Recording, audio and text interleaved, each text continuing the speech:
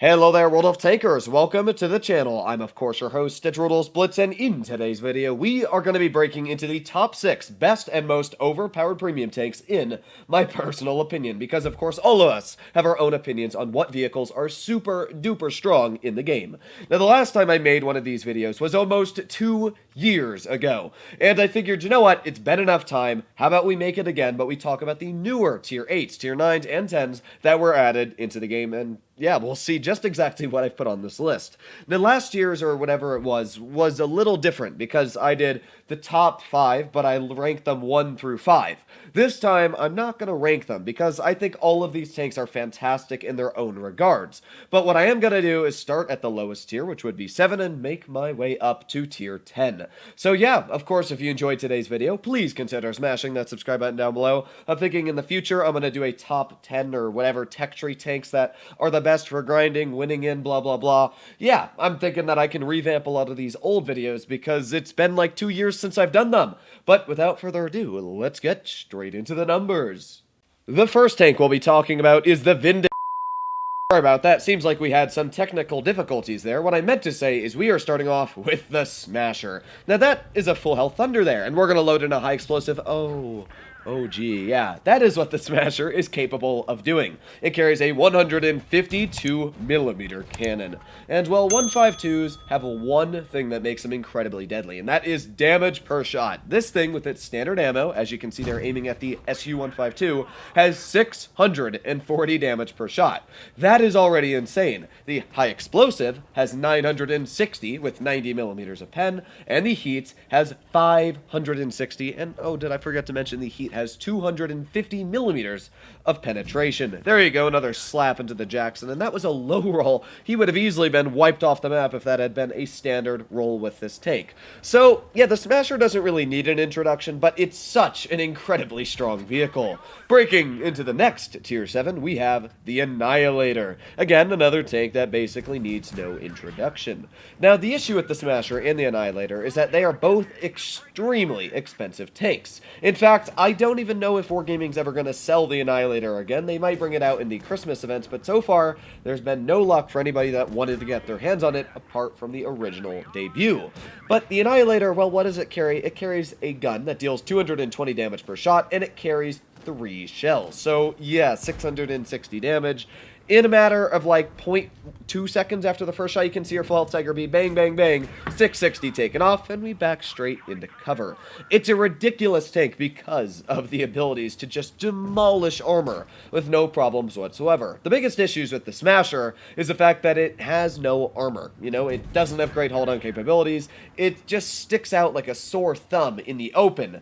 The Annihilator actually has 8 degrees of gun depression, 2 more than the Smasher. It's got fantastic turret armor that can get a lot of bounces. The gun is way more accurate, and because of that, this tank just is better. It's possibly the best tank in the game, apart from, like, the Keniyatsu. Then we break into Tier 8, moving on to the Caernarvon Action 10. Now, the Caernarvon, you're just going to watch this little scenario here that unfolds. First of all, we're dealing with the Defender Mark 1. That's a clipper, and we almost out-reloaded his clip. Yeah, this tank has literally like a 4.3, 4.4 second reload for 200 damage, which is great, or I think it's 190. Not only that, but you've got great penetration, 10 degrees of gun depression, fantastic hold-on capabilities, and it's still got good upper plate armor as well. So because of that, you can see we've already completely destroyed the Defender Mark 1. We've basically annihilated one T-28 HTC. We've got another T-28 HTC ripe for the picking. And you can just see what makes this tank so strong. That gun continues pumping and pumping and pumping shells out like it's a walk in the park. Honestly, I rate the Caernarvon Action 10 probably as the best Tier 8 heavy tank in the game. The Chimera definitely goes for mediums, but this, it's just so insane how quickly you're able to dump shell after shell out. That Progetto was basically at full health when he made that push, and now he doesn't realize that I out-reload before he can even get up that hill, and all that's left is the HTC. Bam, thank you, ma'am, you are gone. Yeah, the Action 10 is not a vehicle to mess with. Then we have another Tier 8 heavy tank, being the T-54E2 Shark. Now this is a tank that kind of goes under everybody's radar as a broken vehicle, but the reason I find it so strong is there's nothing bad whatsoever about the vehicle. It goes in reverse at 20 kilometers per hour, which is already insane for a heavy tank. It carries a 100mm, dealing 310 damage per shot, with good penetration on the standard and premium. You can easily see here me buttering through a Tier 9 heavy tank, in fact one of the strongest being the E75. It's got good mobility, going upwards of 40 kilometers per hour forward, 10 degrees of gun depression, and basically the same hull armor as a T110E5. Yeah, it's basically just an E5 down at Tier 8, but it's great because it's got good DPM, good accuracy, kind of everything you'd want in a Tier 8 heavy tank. This vehicle easily carries in spades, and that's why I really enjoy playing it.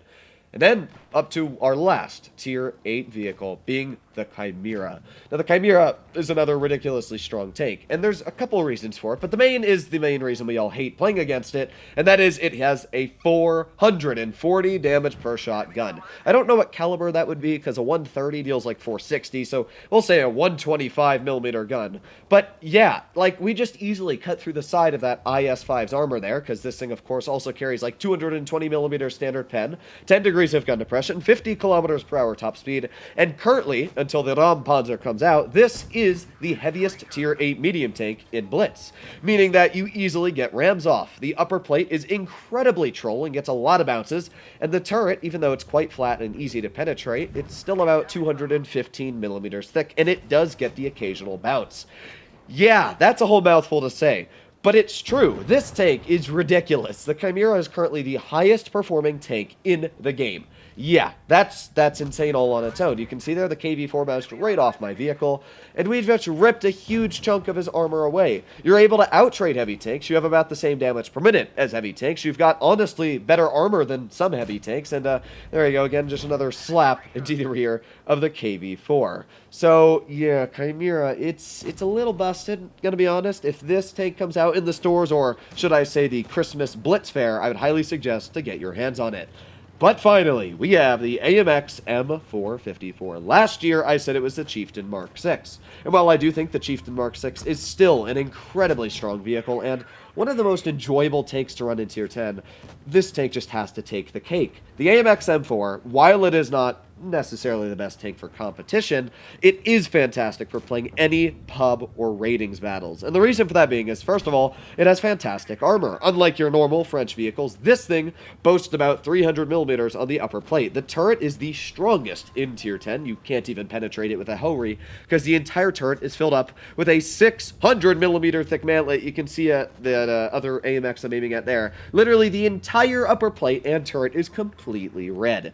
Yeah, the tank's got fantastic armor. Not to mention, it goes 45 kilometers per hour, with one of the best power-to-weight ratios for a heavy tank, keeping up with mediums faster than it keeps up with some heavy tanks. Yeah, it's actually ridiculous.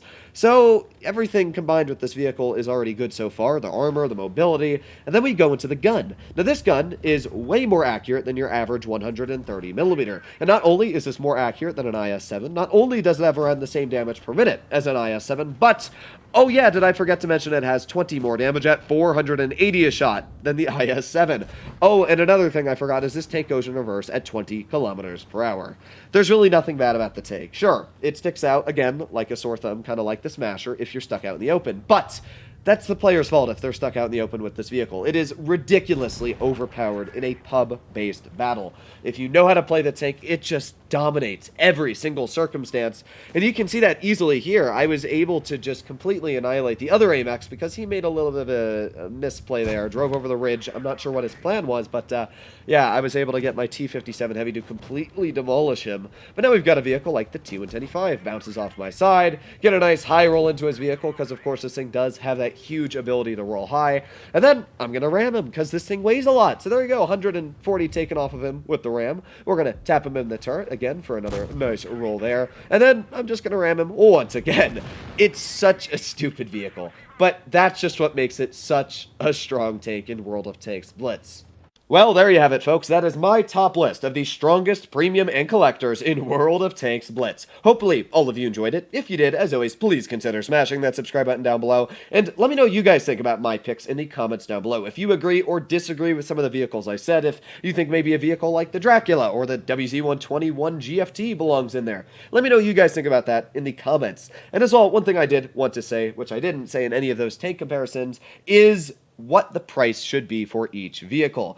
I personally think that if any of those vehicles intrigues you, it should be a price that you're comfortable with, not one that I'm saying to pay for it. If I said the Chimera was worth $50, $50 for one person might be okay, but $50 for another is quite a bit of money. So what I'd say is all of those vehicles are fantastic, and if any single one of them intrigues you and you wanted it, I would suggest to wait until it comes out either in the Blitz Fair or for a very cheap bundle, and then you can get your hands on it. Now, of course, some of them, like the Smasher and a tank, let's say like the AMX M4, probably won't come for cheap, but I guess that's all the issue with some of the best tanks in the game. Hopefully you enjoyed the video, and I'll be seeing you in the next one. Bye-bye!